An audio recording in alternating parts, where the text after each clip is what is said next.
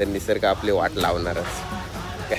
तर मंडळी हे बघा इकडं जोडणीचं काम चालू आहे आणि हे बघा जोडलेला पेंटा असा इकडे एक साईडला ठेवला आहे आणि जे जोडायचे आहेत ते असे आणलेले आहेत बघा. शेतातून डायरेक्टली असे गुंड्या बांधून डायरेक्टली इथं आणलेले आहेत आणि मग ते इकडं असे मारून भात त्याच्यातनं काढून घेतला जाते. पण आता हे कितानी खाली पण तशाच गुंड्या बांधून ठेवलेल्या आहेत, त्या कितानी खाली पण तशाच आहेत.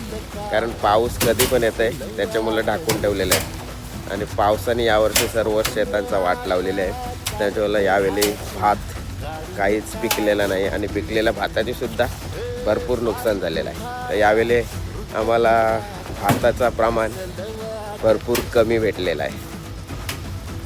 काय करणार भाई, निसर्गापुढे कोणाचीच चालत नाही आणि निसर्गाची आपण वाट लावलेली आहे तर निसर्ग आपली वाट लावणारच.